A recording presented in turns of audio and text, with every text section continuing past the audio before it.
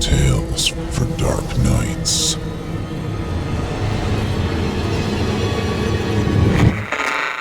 Want to make sure you never miss a Chilling Tales for Dark Nights video again? Be sure to subscribe and hit that bell to turn on notifications. Chapter 5. Vera, Natura. The reality of the situation dawned on us all. No one knew where we were. No other ships would be in the area. It was at least 200 miles off our projected course, wherever we were. Captain MacPhail conducted a basic calculation using his sextant. He had concluded we were at least northeast of our intended course, although I did not know how he came to that conclusion. All that I knew was we were shipwrecked and had minimal chance of salvaging the SS Glenmore. It had begun creaking rhythmically now, louder and louder, and it was clear that the tides were pinching its hull against the jagged rocks. Soon, the hull would give way, and the ship would collapse.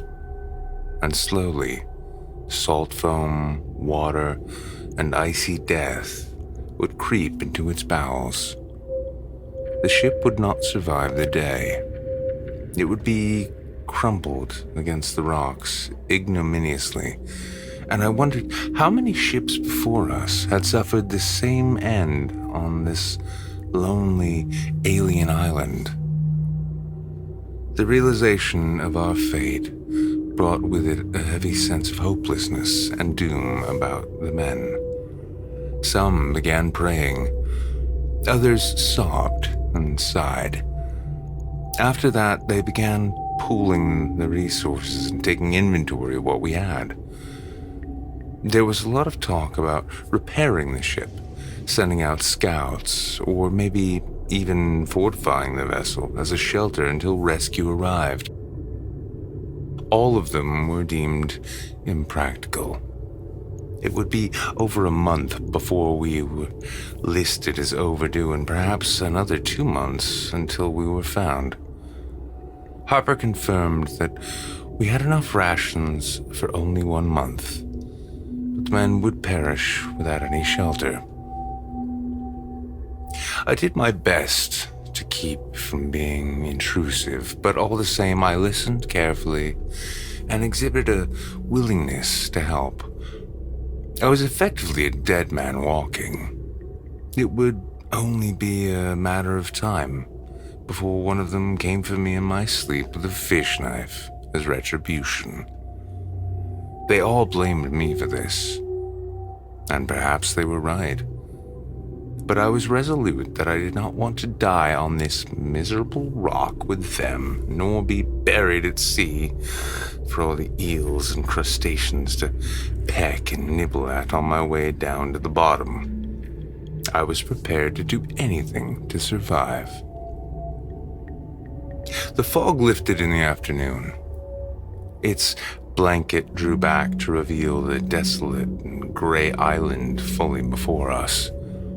We looked upwards to the cliffs and saw how nauseatingly tall and precarious they were with their uniform aspects. Clearly, there was no beach nor low lands to head for. Even if there was, we had no rowboats to row to them in. They had been destroyed during the storm. The water was so cold and the current so vicious that even the strongest swimmer would last mere minutes. After some debate, the men had agreed that the only way onto the island was up the cliffs. From the belly of the ship, they produced some improvised climbing gear from the hooks and ropes about the vessel. They put it on and began their impromptu planning of how to ascend up the precarious cliffs. It was at this time that I noticed something else. I stood there amongst the crew, and as they all chatted, I glanced off to my right, off the ship, and back at the dark gray face of the cliff. There, I spotted these strange symbols carved into the rock. I frowned at first, unsure of what I was looking at. But as I took a step forward and observed them further, I could see these bizarre runes carved deep into the stone. I'd never seen any markings nor language like it before. They looked ancient, primordial even, like Stone Age finger paintings on the walls of their caves. The wreck was close enough to the cliff that I could almost lean over the railing and touch them. It sent a shudder down my spine as I realized we were not the first ones to come to this bleak, unknown island. "Hey, there's something here," I said, gesturing to the unknown hieroglyphs, but no one listened to me. I stared at the symbols for a long time, almost hypnotized by their ancient aspects. The world around me felt silent, and everything around the markings blurred, and whoever carved them into the rock had done so a very long time ago. Captain MacPhail snapped me out of my trance as he accosted me. He came up to me with a big, snarling grin. He slapped me on the back, and I returned to reality with a snap. He was in the first team and seemed very happy about it. For the first time since the crash, I noticed he had a distinct twinkle of challenge in his eyes. He was smiling for some reason. The plan was to have Harper, Chamberlain, Captain MacPhail, and a few others climb the cliff first and then throw down the ropes for the rest of us to scale up them, with the men above assisting with the winching. Luckily, the cliff's bases had many step-ups and ledges that men could use to gain ground. They could scramble up at least a third of the face without the need for the climbing gear.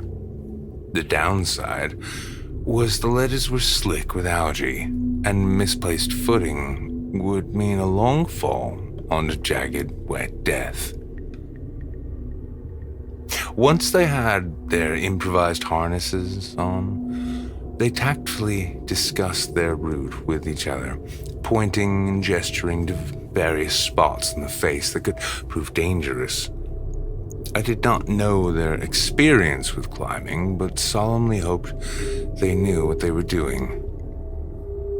After Captain MacPhail had sauntered up to me with his swaggering bravado and a waft of whiskey to follow, he leaned in with his arms folded, like a man discussing gambling odds with another punter.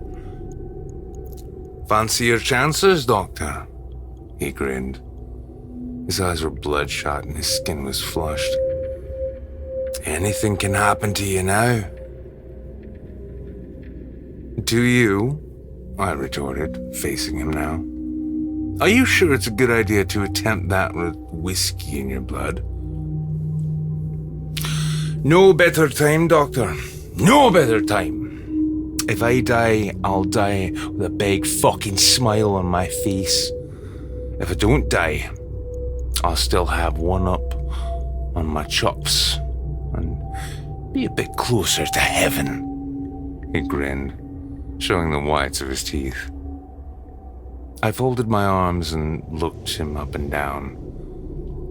"I was referring to your abilities to make sound judgments whilst intoxicated." His eyes darkened at the remark. He leaned into my space, and I smelt the stench of hard liquor on his breath even more. "Is that what you do, is it?" he barked, almost pushing his forehead into mine. "Make sound judgments? Like your judgment to curse the voyage? Oh yes, Doctor. I can see your brain is fucking ship shape with all that elixir in your veins. Thanks to you and your cross, we're all here with you. You caused this. Whatever devil is out there, you summoned it. Bah! He then spat at my feet and stepped over the ship's bow with a scowl and began to climb.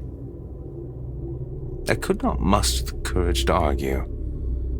He was right. Chamberlain was the first one to climb. He carefully stepped up, ledge by ledge, then Captain MacPhail, then the rest of them. The ones who stayed on the ship watched as the figures on the cliff slowly faded into the mist. An hour went by, and no one spoke. I turned to face out to sea once more. If the men were to kill me, then it would be now. I had my back to all of them, and it was quiet. I solemnly waited for one of their blades to slip into my ribs, right between my lungs. I was almost accepting of my fate, but it never came.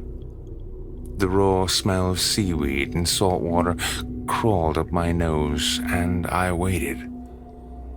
I heard no creeping footsteps maneuvering up behind me, no hushed chatter, nothing. Instead, the waves lapped, unbroken, against the ancient island and what remained of the SS Glenmore, and we all stood alone, waiting. After another hour or so, a dirtied brown rope dropped down from the mist, and that was our invitation to leave the ship behind for good. Come up, boys!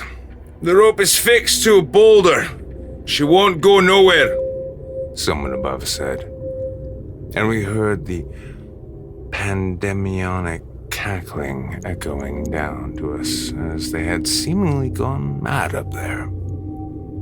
Then it sounded like they were singing. It sounded like some old sea shanty.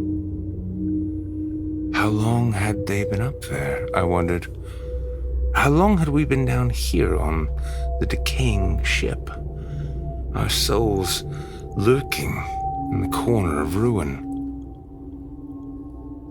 Those of us back on deck had bagged up our essentials and personal effects, and we each prepared to do the climb and leave the ship to the mercy of the seas. I was the first to attempt the climb. I walked past a few men holding their flat caps in their hand in a kind of reverence. Like the old lady back at the docks, it was a gesture I didn't appreciate. I moved past them and came to the rope. Then I stood at its base and looked around at what crew remained on the SS Glenmore. Simmons, the cabin boy, nervously nodded to me in an attempt to display confidence, but his eyes betrayed him. He was scared. I couldn't blame him. No one else showed concern for the boy. He was only a young lad, and he lacked much muscle. His braised black hair fell limply across his narrow, boyish face, and he looked slightly sick, as if taken with a fever. A glint of terror in his eyes made me wonder briefly what his story was. Had he run away from home? Had he committed a crime? If I was to survive the climb, I decided to ask him about his life. "You'll be fine, Simmons," I said as I tugged the dangling rope closer to my torso. "I know," he tried to say arrogantly, but the words came out weak, like a whisper that he didn't believe. I smiled lightly. "Is your bag compact enough?" I asked. "Only take what you need, okay? We won't be coming back." "I will, Doctor," he then said earnestly, as if he understood my concern for him. "I just wanted you to know I don't blame you for..." "Thank you," I nodded. "See you at the top." I said, gripping him confidently. He tried to smile back, but it was a grimace instead. I turned and gazed upwards into the clouds of mist. Something cold and heavy slid into my stomach. But I began heaving up the side of the jagged and precarious cliff nonetheless. It was a hard climb. Each step up was slow and painful. Soon the ship disappeared below me. At about halfway, my arms began to shake, and the bag I was carrying had slipped off my shoulder to around my neck. It was gagging me and making my breathing very hard. But I gritted my teeth and refused to let go of the rough rope in my palms. It couldn't have been more than a few minutes since I ascended, but it felt like hours. My feet were sliding off parts of the wet cliff face, and I wondered if this would be how I died. "Don't let go, you coward. Don't let go," my mind screamed at me over and over. At over halfway, my arms burned, and parts of my shoulders went numb. Beads of sweat began rolling off my forehead into my eyes. I grunted and heaved my body up the sides of the dark and foreboding rock face and entertained the idea of just letting go. Then I reminded myself that I must hear Simmons' story before I died. It was a stupid motivation for survival, but 3/4 of the way up the cliff face, it was all I had to keep me climbing. When I did reach the top, I was greeted by only silence. No longer was there any singing or laughter. No more were there any joyful shanties or sailors' stories. No one reached down to pull me up either.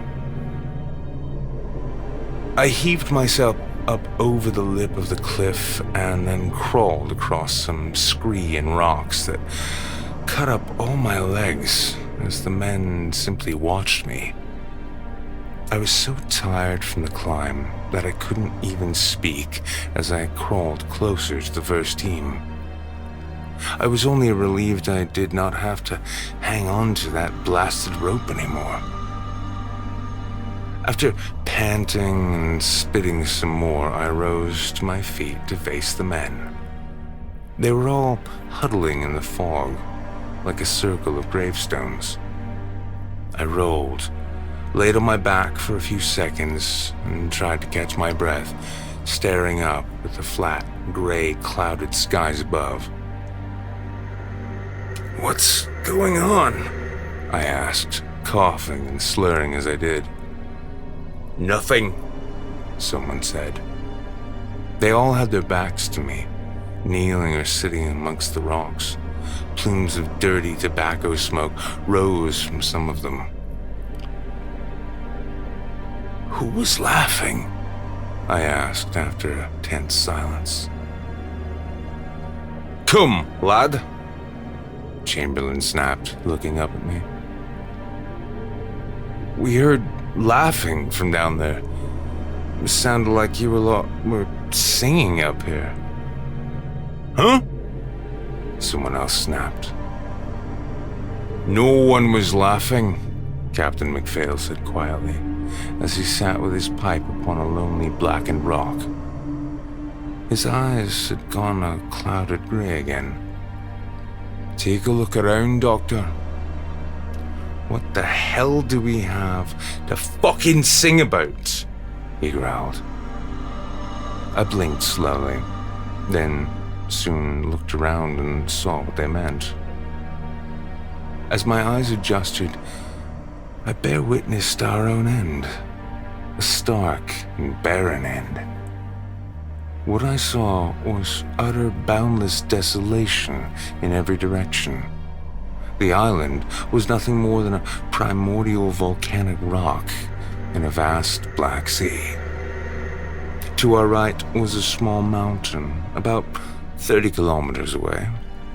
To our left were An unending field of rocks and boggy emptiness. The lurid sprawl of lakes across the volcanic marshland sparkled intensely under the low white sun, their scintillation magnified only by the unyielding mist. There were no trees, there were no animals, just the ripping winds and endless silence of isolation. I fell to my knees. No one said anything for a long time. It must have been another hour that we all sat there for. We each breathed out heavily, and each man fell in on themselves. Captain MacPhail and his constituency had begun talking about what to do and how to get off the island. They huddled together. Their talks were low and serious. I wasn't part of that discussion, so I never heard what they decided. Instead, I was sitting at the cliff edge alone, helping up those who made the climb. No one else was particularly interested in helping them, so I took it upon myself. It's ironic, as I had not wished death upon all of them 2 days previous. One by one, the rest of the men climbed from the sinking ship and up to Hollow Dread. Most of that day was swallowed up by the climb. We were all so very tired. At some point in the afternoon, I performed a head count and realized that one was missing. Simmons. He was still down there. He'd chosen to go last for some bizarre reason. I then edged closer to the precipice to see if I could spot him making the climb, but there was only a sea of mist below. "Simmons! You there, lad?" I shouted down into the shrouded haze. After a pause, "I'm coming!" he cried out. How far up are you? I can't talk. My arms." I drew back and realized that he was struggling. "Keep going, Simmons. You can make it." "I can't hang on. I can hear you. You're close. Keep going." I then turned to the men. "We got a man down there. Give me a hand and we'll heave him in." "Who is it?" someone asked nonchalantly. "Does it matter?" I screamed. "Give me a hand!" But no one did. They all turned away and looked with ambivalence at the earth below their feet instead, too caught up in the tangle of their despair. My face went red with hatred. "Help!" I bellowed. "Help! What is wrong with you? He's one of us!" Captain MacPhail took a brief moment from pipe. Captain MacPhail took a brief moment from his pipe to speak.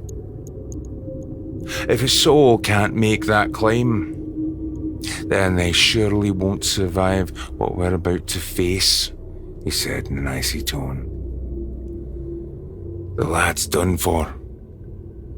"What?" I bellowed. "Please," I begged the men. "I helped you lot up, didn't I?" "Face it, Doctor. We're all dead. It's better for the lad this way. Better than starving. Better than..." Captain MacPhail muttered and then went quiet. "No!" I shouted. "This is not right! He's alive! The same as you!" From over the edge, I could hear Simmons' desperate squeals. I turned and grabbed hold of the rope alone, refusing to believe the captain's merciless statement. I began tugging the rope upward. "Hold on, Simmons! I'm gonna pull you up!" I shouted. I tried pulling him up for a few minutes, but he was heavier than he looked. Or maybe I was too weak. I couldn't heave him up. "I can't hold on!" Simmons squawked from below at some point. He was crying now. "Come on, man! Keep going! Wrap your arms around the rope! Create a knot over your waist!" I shouted, peering down into the unending mist. I looked back at the men and still pleaded for help, but none came. Then I heard a desperate yelping that sounded like a dog drowning in freezing water. "Simmons!" I barked. "Are you there?" The rope suddenly went slack in my hands. It fell loose. Then I heard a guttural panic scream echoing through the mist down below. Nothing. I stared over the edge and into oblivion and knew he'd fallen. "Simmons? Answer me, man!" But he didn't. The boy from Birmingham was dead. My mouth dropped, and I could do no more than concentrate on the rope burns on my palms. Behind me, the men gawked and shrugged, like it was all some obscure pantomime. I turned to face them each, and couldn't think of the right words to describe my disgust for them all.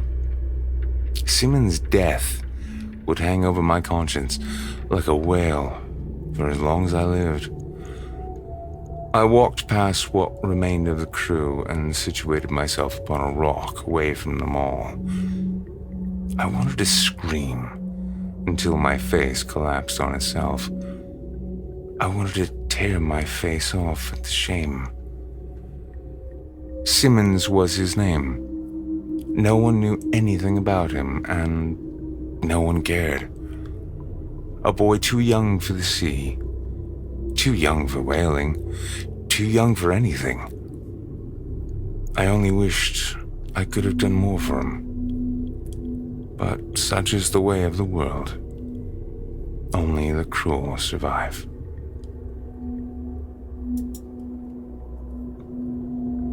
Chapter 6. Vox Nihili.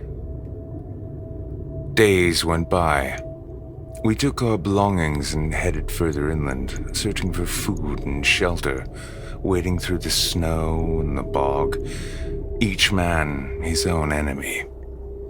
Everyone was tired to the bone. No one talked anymore. Dehydration, starvation, and emaciation were now internal demons that thrashed at our souls as if limb from limb. We all just kept walking around aimlessly through the blizzards and the mist in search of wood and materials to create a raft of sorts. But there was nothing.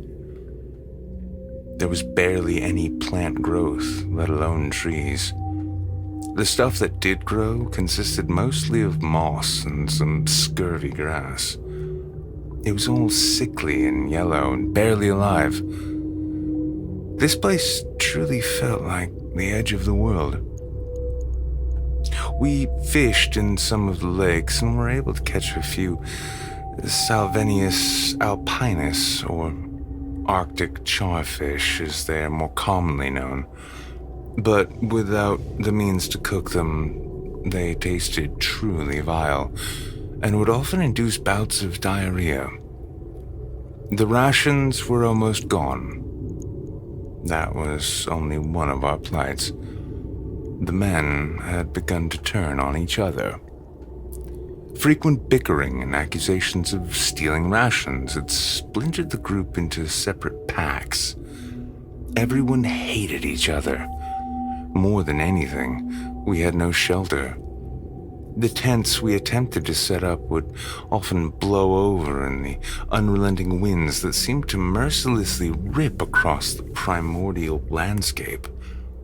It seemed that now, more than ever before, everything was against us. Most nights I simply huddled down into my coat, buried my head deep in my arms, and prayed for death. The cold crept slowly into my body, and each time I felt as if I were drifting off, I remembered again the noises that Simmons made when he died. I remembered the sounds of the whale screaming as it was harpooned, and they both felt like haunting ghosts of my judgment. The men were getting weaker, and every day, we barely managed 5 kilometers walking. Edwards died in his sleep. I found him frozen stiff under one of the collapsed tents. His face was a lurid white, his frozen eyes open, and his skin twinkled from all the ice in his pores. No one had any eulogies for him. We left him buried under the tent and moved on towards the ridge on the east of the island. We moved on through the fog, and each step took us further away from our homes. But worst of all, there was a presence in that fog. Something hungry. Everyone heard it, but only I seemed to acknowledge it. Ghosts of the fallen, of all those lost sailors before us. Voices emerged, then faded again into the shroud around us, merging with the gray. I truly started to believe that we had crossed over into something else. Everything about the island was unnatural. At night, it was different. The rock-strewn, boggy plains of dread where we made camp were full of strange rustlings, whispers of glowing eyes. Past the faint flickering of our oil lamp, we each saw them, yet none dared to mention their presence. The men quietly prayed that their eyes belonged to wolves. But it was something else, and we all knew it. There were other things out there. Evil things. I held my cross tight in my hands and prostrated myself before God. I begged for forgiveness. By the time we reached the mountains some days later, we were down to 13 men, and our rations were gone. We reached the ridge at nightfall, by which point the steadily rising storm that had brought us to the island had returned. It rained and rained, and the winds lashed against our exposed skin like burning embers. My face was blistered red from the cold and the hail. Everything was inky dark, and no one could see anything in the twilight haze. We must have climbed about halfway up the hill when we decided we could neither advance nor head back down. It was a precarious climb, and scrabbling up the rocks was indeed impossible, but descending back down was inconceivable, especially in the current weather. The storm roared above, and I knew if we stayed in it for much longer, then none of us would see the dawn. We each shivered and shouted at each other about what to do. After a few minutes of deliberation, I looked around and saw it there. I had found a rocky outcrop that had a slight overhang for shelter. A small burrow underneath a giant boulder that at least covered us from the rain. It was our only hope. So the remaining 13 men of the SS Glenmore all huddled on top of each other in its crevasse. It was utterly miserable. We were cold and wet to the core, hungry and so tired we could scarcely think straight. The night went on like a blade, and it seemed like the storm would never end. In search of relief, I pushed my head harder against the slick rock and eventually slept. It was a low, writhing kind of sleep. Later, in the middle of the night, however, something caused me to stir up from my slumber. A panicked gasp of air, and I opened my eyes. Then I blearily rose my head up and looked around at the sleeping men about me. It wasn't coming from any of them, but I was sure I had heard something, and I had the distinct impression that someone, or even something, had been standing over me as I slept.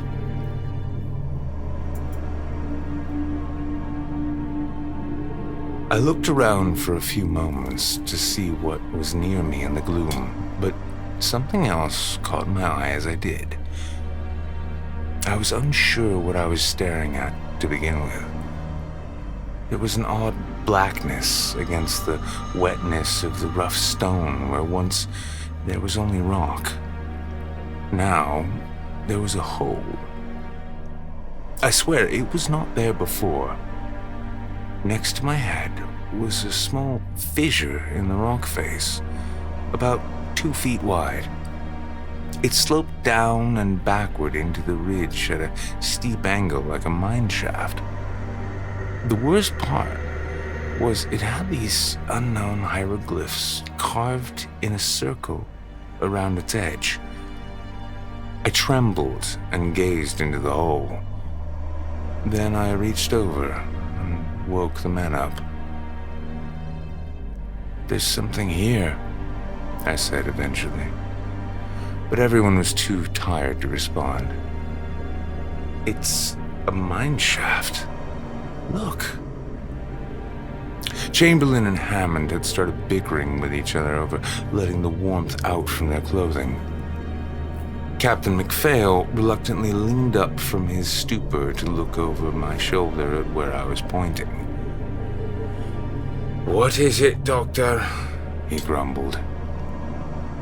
"Look, there's a tunnel here," I said. "It's got..." My hand glided over the rough engravings in the rock face. "It's got markings around it. Pass me a candle." After a few minutes of debating, Harper passed me a lit candle and I held it up to the edge of the entrance. I then drew back in terror as I realized that these markings were the same hieroglyphs I'd observed on the cliff's edge. Whoever made those had carved these also. Shivers scrapped their way down my spine. "It's nothing. Go back to sleep," Captain MacPhail shrugged. But it wasn't nothing. As I examined the archaic glyphs, we all heard this rousing, throaty growl from down in the tunnel. It came up from the darkness like a gust of wind and ran through us all. The men quivered. "What in God's name was that?" Harper asked quietly. Then the voice vanished again, like the stir of a sea breeze, and all we were left with was the vacuous emptiness that the noise left behind. We glanced at each other. "There are people down there," I whispered furtively, reeling back away from the mysterious hole. "It's wolves," Captain MacPhail quipped. "Wolves don't make fires," I replied, sniffing the air. "I can smell it down there." Captain MacPhail perked up at the announcement. "So it's people.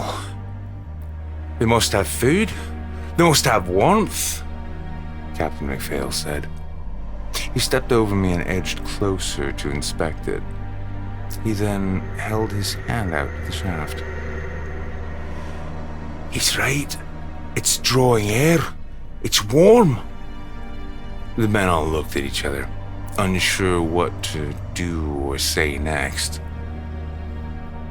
"We should go in," Captain MacPhail said, looking into the dark, foreboding hole.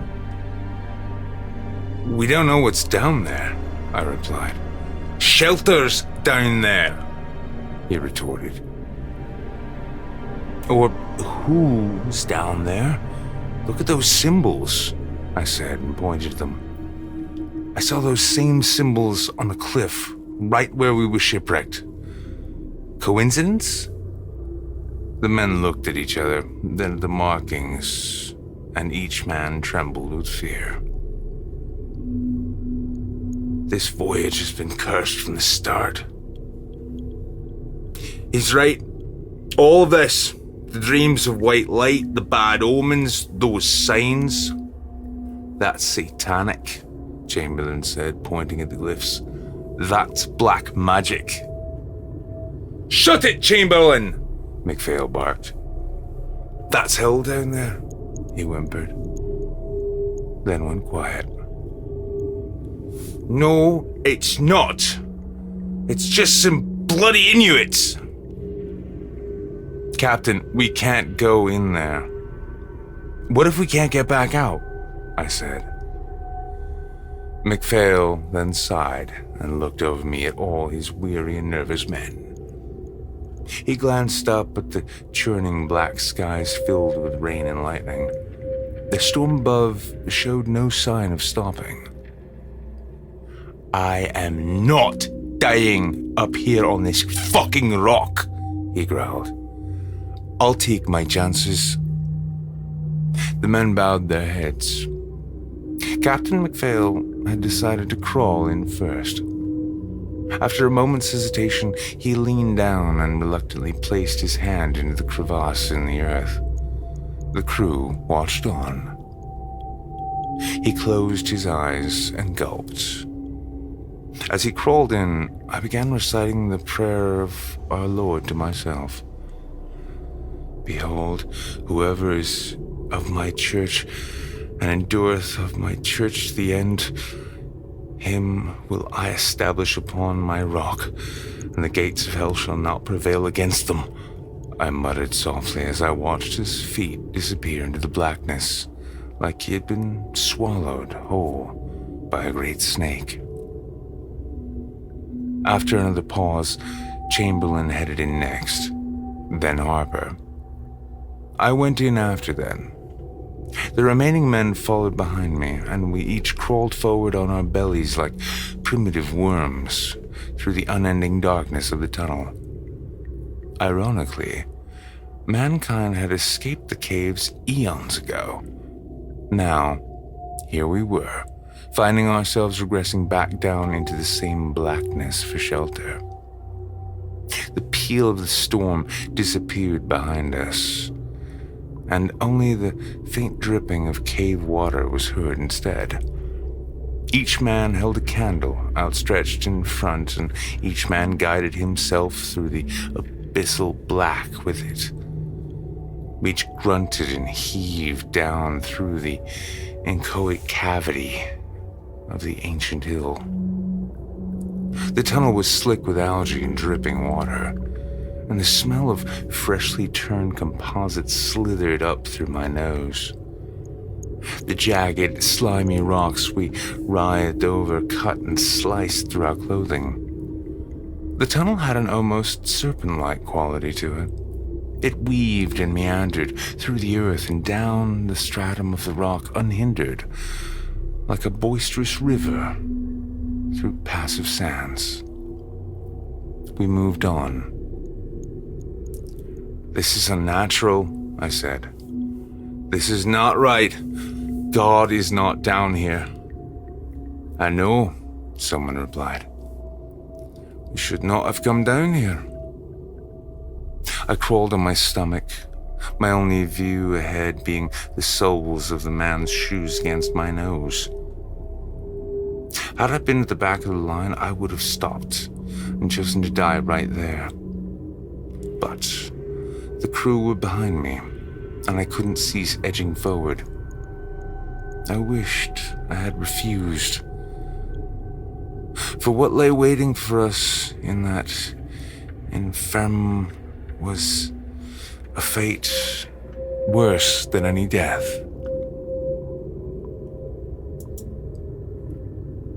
Chapter 7. Demones Spelunka. After a very long time scrabbling down through the tunnels, Captain MacPhail shouted back that he saw a glowing light ahead. With renewed enthusiasm, he scrambled towards it. We all followed. We crawled towards it, and one by one, we came into a small, domed chamber, dark and rounded. Stalactites hung low from the ceiling all around like daggers. The air was moist and sticky, and the walls were shiny with cave water. And there we saw them. I gulped and almost fainted when I did enter. There was a glowing white fire, hot with coals, and huddling around that fire was a small group of sickly and stark naked figures. They each looked up at us as we entered. We reeled back at the horrifying sight of them, all illuminated there by the flames like morbid apparitions. They looked emaciated, yet preternaturally virile, and their faces harbored this alien savagery, like a pack of hungry wolves. On their bodies were strange tattoos of some arcane hieroglyphics and other bodily mutilations such as scarification and branding. They were the same markings I'd seen on the cliffs and around the tunnel. "Good God!" Harper exclaimed as he faced the group of ghouls standing before us. "What in the name of—" There was a silence.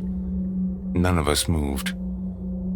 The people before us uncoiled slowly and stood up. They stared at us. They were smiling now. Against the incandescence of the flames, their absent milky eyes glowed unnaturally, like hyenas' eyes under the moonlight. Hollow white opals that reflected minds more animalistic than human. "Hello?" Captain MacPhail said gently to them, but they looked at each other giddily instead of responding. "We are lost," he then said. None of them replied. The tallest one's lips drew back into a snarl. His teeth were sharp and narrow, like fangs. They scanned us up and down and sniffed hungrily. "Who in God's name are they?" Harper said. "Why are they on this island? What the fuck is this place?" But no one had the nerve to reply. "We have gone down very far," I announced. "When you do enter hell, you do so on your belly. That's what it says in—" "Calm down," Captain MacPhail shouted. "It's not hell. They're just people. We've done nothing wrong here. Let's just calm down and talk to them." The most terrifying aspect of the confrontation was how they didn't even look alive. They appeared completely ghoulish and unnatural. It was like you could see through them. "They must know the island. Perhaps we can trade with them and get out of here," Cartwright said. "We got enough gold, don't we?" "I don't think they want to trade," I muttered as I edged away, attempting to retreat from the group. We should leave. But it was too late to leave. They were behind us now. They had surrounded us and had slithered closer. Some of them clutched crude implements and blades as they circled ravenously. Captain MacPhail held his hands up in a gesture of goodwill, looking around at each of them. "I give you gold. You give me wood." He gestured, then reached into his blazer and produced a small leather drawstring bag full of coins. He tossed it at their feet, and none of them reached to pick it up. The castaway's eyes glowed like burning embers locked behind a wood stove's glass. One of them screeched. We all recoiled, but the pack of savages moved too fast for us. Before any one of us could unsheathe their daggers, the bloodthirsty cave dwellers were above us, hitting and stabbing us into submission. 4 of the crew were killed right there and then. They were sliced repeatedly in the throat and head, and amidst the chaos, I only caught glimpses of their bodies collapsing into the primordial earth. The purple blood seeped out of their lifeless faces. The firelight danced in the pooling crimson. Captain MacPhail was the only one to make a meaningful challenge. He rushed forward to attack one of the ghouls. He managed to strangle and stab one of them to death until he was wrestled off him and dragged to the floor by the group. The rest of us then watched on in utter horror as they ganged up on him and smashed his head in with rocks. Blood gushed up in thick brown geysers. Just like my vision aboard the ship, I saw our captain lying there with no head. I was so terrified that I could not move. Instead, I simply had to bear witness his skull being pounded and flattened into the ground like someone was kneading dough. "Oh, God!" Harper cried in anguish over and over. "Stop! Please, stop!" But they didn't. After that, the group moved quickly and split up. I was snatched from behind and pulled through a network of narrow tunnels and eventually into a small chamber away from the main hollow. It was dark and damp in there, darker than any other parts. My feet slid across something slick and sticky as the savages dragged me further away from everyone, further away from it all. They lit the way ahead with a wooden stave, and I soon realized the substance against my feet. Blood. Old, congealed blood. In its puddles were strewn parts of the tendons and discarded flesh. I gasped in horror and almost vomited in my mouth at the sight. "No! No! Get off of me!" I shrieked, wriggling desperately to break free from their grasp. But they were strong people. Their strength appeared almost superhuman, and I couldn't help but realize how easily they tackled Captain MacPhail and how easily they had dispatched him. I knew I would be no better against them. As they then tied me to a boulder, I saw, barely illuminated in the twilight before me, piles of bones in the corners of the alcoves. And I knew they had been down in this darkness for a long time. The whole prospect shocked me to my core. I begged and cried and tried to writhe free from their bindings, but it was no use. I was condemned to the dungeon with the demons. Something dull and heavy smacked into my head, and I went unconscious for a very long time. This space between dreams and consciousness was the happiest part of my journey. It was the most joy I had ever felt. Since stepping on that accursed ship all those weeks ago, I had experienced nothing but unabating misery. But inside the wanderings of my mind, I felt curiously warm. I dreamt that I was back in Boston. I dreamt I had met someone. I dreamt I had kicked my addiction and become one of Massachusetts' most prestigious doctors of medicine. I think I remember the smell of marble also. Champagne? It was where I should have been. Much later, I awoke in a daze, only to find myself still bound to the wall in that pit. My conscious mind then began to function again. I was suddenly rational once more and remembered exactly where I was.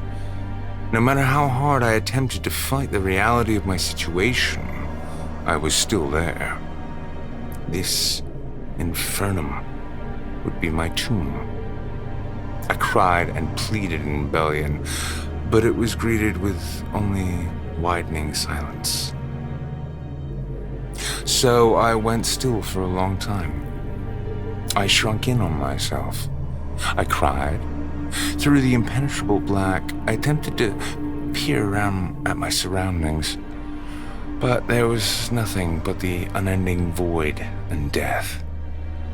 The air was thick and damp and hovered languidly around the chambers like wet smoke. And there was a smell. More than a smell, that hideous, putrid stench of rotting flesh scoured my eyes and nose. It was like nothing I'd ever experienced before. A potent, acidic miasma of rancid milk, blood, and rotting meat that burned as it crawled up my nostrils and past my eyeballs.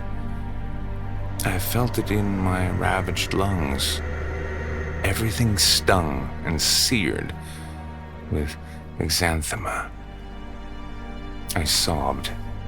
There, in the darkness, the distant screaming and begging and wailing of my crew assailed my ears.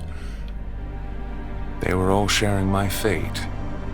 Hour after hour, their cries of pain echoed through the labyrinth. "They ate the captain's heart! They ate his fucking heart!" I heard someone scream in the emptiness. I closed my eyes, not that it would make any difference. Their writhing, howling made me think of the old lady. Is this what she wanted for us? Hour after hour, I saw nothing but heaving blackness, heavy against my eyes, yet I could still hear them all with me. In the alcoves, somewhere, they were killing the men, one by one. They were carving them up, like the whale, and I could do nothing but hang there in the dark, listening to it all, awaiting my turn. At one point, I do not know how long after, they dragged what remained of Cartwright back into the chamber. I didn't even want to imagine what they had done to him. In the dimness of their candlelight, I caught a glimpse of what remained of his emaciated body. It was now just a wet, lacerated chunk of flesh. They had amputated his legs and his arms. They had taken everything from him.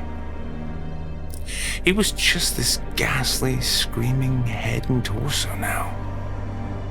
He was covered in all this blood and dirt, and he was completely out of his mind. He screamed as they leaned him against the wall. He screamed when they left, and the chamber plunged into blackness once more. He screamed and screamed in the dark next to me until he blew out his vocal cords. Then he made a dull yelping sound, like some lone dying duck. This hideous wheezing came out like a pitiful screech. It was abominable to hear. I could not endure it any longer. I shut my senses and tried to focus on something other than his unrelenting, anguished cries. I let my mind wander far away as far away as I could dare to imagine. My mind retreated in on itself. Even my hearing began to shut down, and I soon fell into a deep, dream-filled sleep.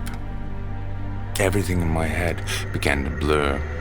My dreams trembled over each other like a string of unconnected thoughts and feelings. Before lapsing into a kind of trance, I recalled how Captain MacPhail was probably right.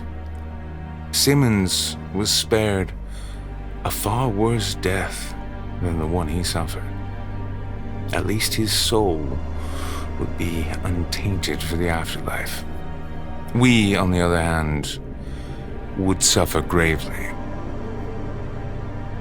Endlessly, we were subjected to horrid abuse and torture from the crude people of the cave.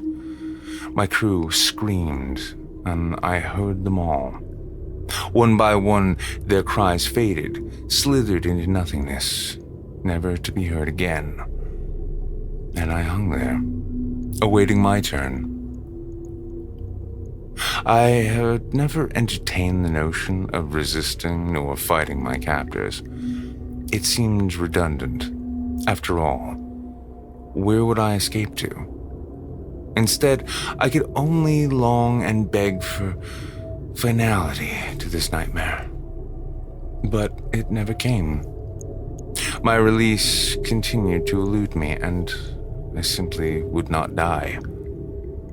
I waited in the wet, cold darkness alone. Each minute crawled by like an hour, and still I would not die. I pleaded with the Lord to let me leave. In my most ravaged moment, I stared up desperately at the black ceiling and spoke the holy words. Lord Jesus, I confess my sins and ask for your forgiveness. Please, come into my heart as my Lord and Savior. Take complete control of my life and help me to walk in your footsteps daily by the power of the Holy Spirit. Please, Lord, save me. I slurred and mumbled those words over and over, but still, I would not die. I would be sentenced to wander the umbral plains of darkness forever. I dreaded to think how long I had been in that chasm of despair, only that it felt like an eternity. It truly felt like death had enveloped us all in its dark wings and taken us off to a realm with no mercy nor quarter would be given. This was our doom.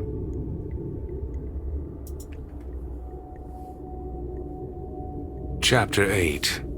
Respici Finum. For weeks I was down there.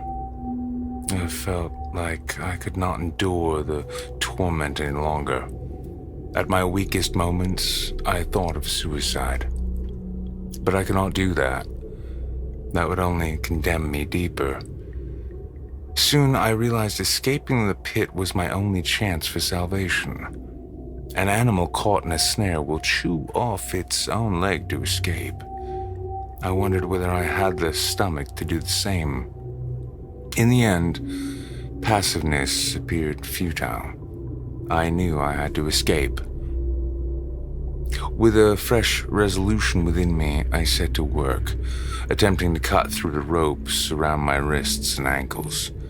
Against my back, I had somehow found a sharpened and jagged outcrop of rock that could help.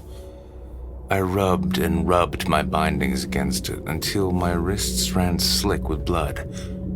I scratched and scratched until finally the rope gave way.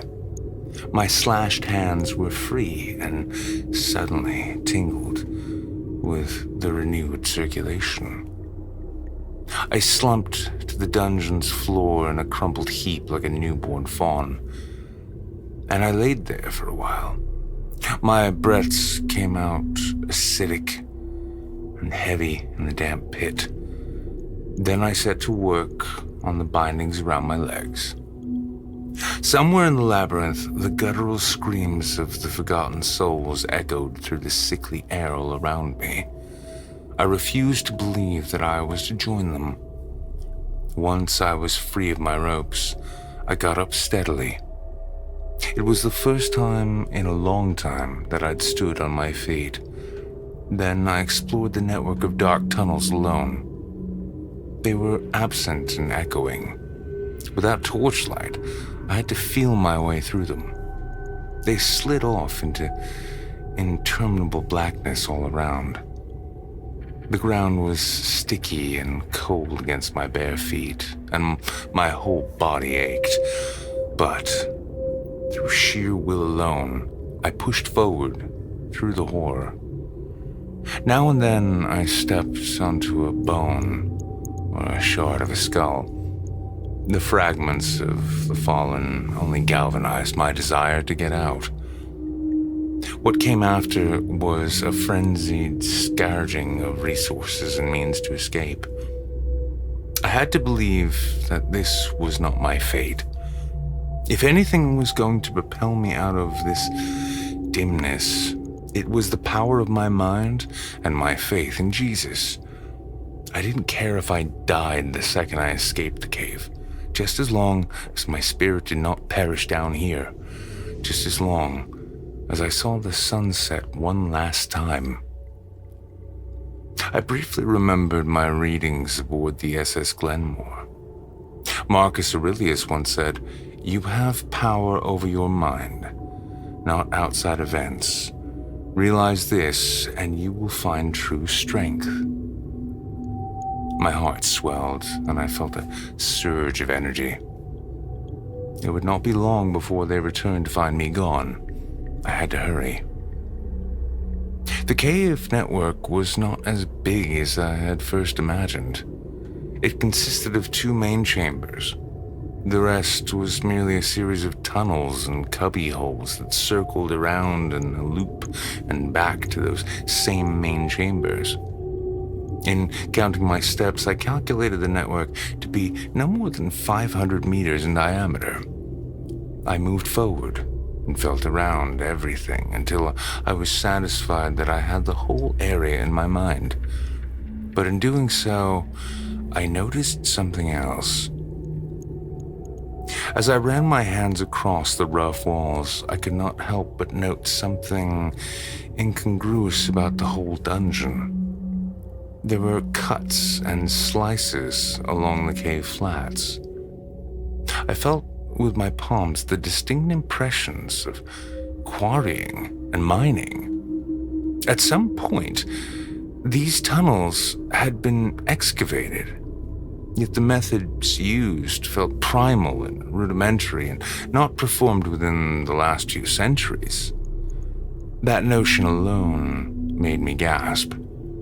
I felt absolutely horrified, and my stomach churned at the idea of this iniquitous cave network, sheltering generations of species that would have navigated them well before ancient times and when the world was still young.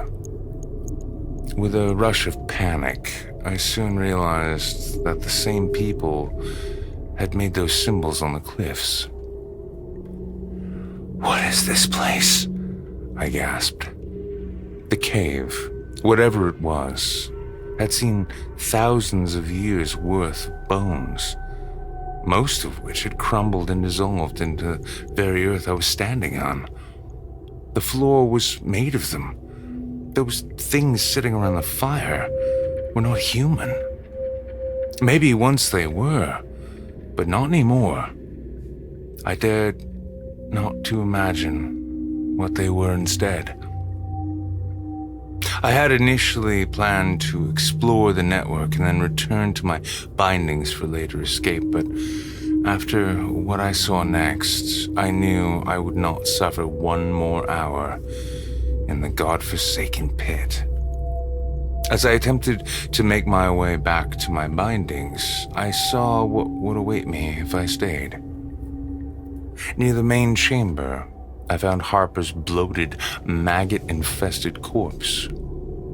It was discarded into a small crevasse.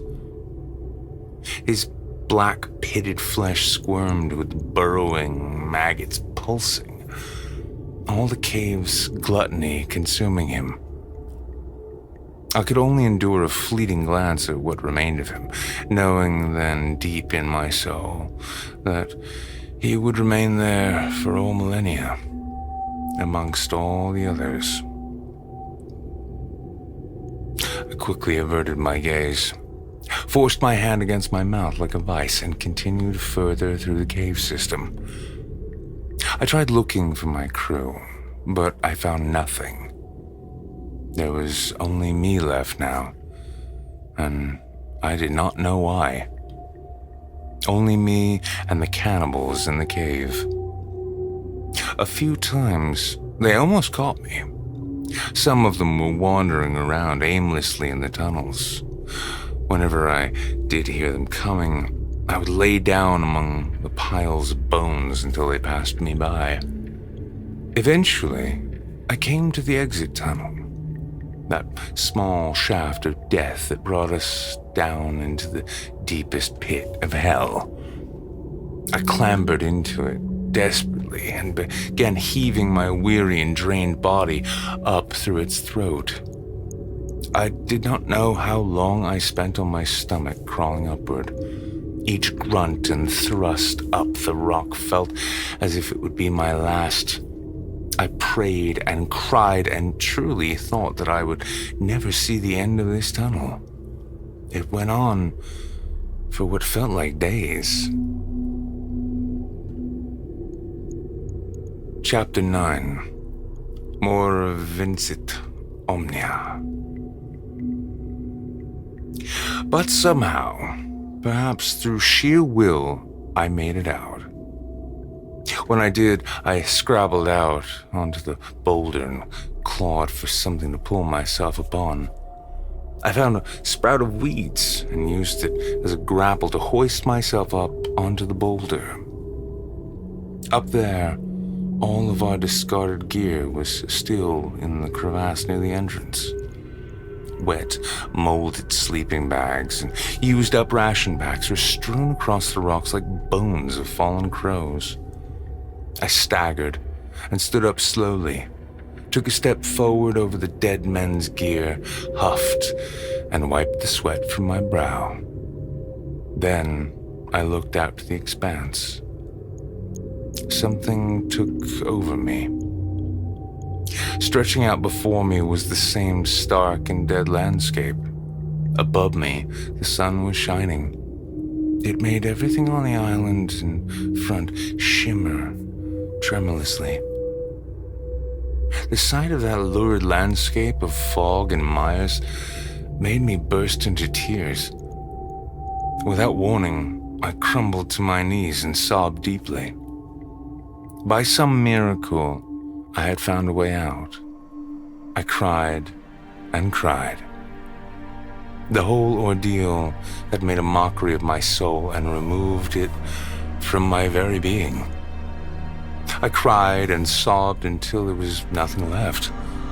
Soon after, I sunk back in on myself, a withered husk, and resigned myself to staring endlessly, silently, unmoving, upward at the looming clouds. It's dark now, and there's no one else left. None of the dwellers from below have come up for me. I am alone, writing this confession only for myself, because I believe no one else will ever read it. As I sit here, wondering what it's all for, I cannot stop looking up. The mysterious, monstrous pools of green up there. Why did I come here? Was it all preordained? Has God been watching the whole thing? Why did he not save his children? Those kinds of questions horrify me as much as what is below me right now. Is this real? How long have I been on this island? How long ago did we set sail from Aberdeen Port? So many questions. Did I hallucinate the whole thing? Did any of them ever exist? As I sit here alone, staring up into the fathomless abyss of our primordial genesis, I can only speculate why I alone made it out of the deepest pit of hell. But I have this horrifying, recurring notion within my mind. Did I even make it out? Or, like the rest of them, am I still down there, in that endless infernum, doomed now to wander in the blackness for all eternity? Am I only imagining myself sitting up here, staring into utter beauty? The final death rattle of my mind before it retreats and coils in on itself forever. I don't know what's real and what isn't anymore. I can't even remember my name. I believe we all died aboard that ship in the storm. Somewhere soon after leaving Aberdeen port, we must have sailed through something, a hole in the world. And now we are all here.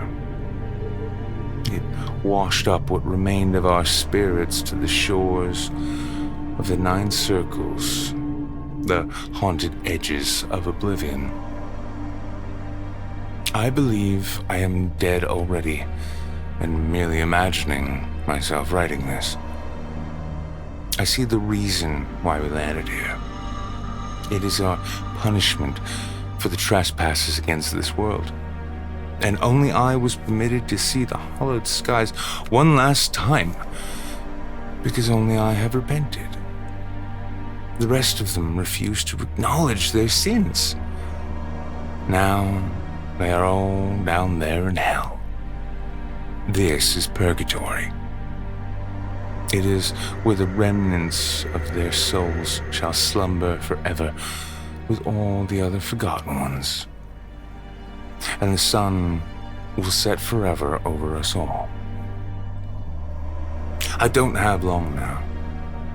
My body is shutting down. Thank the Lord.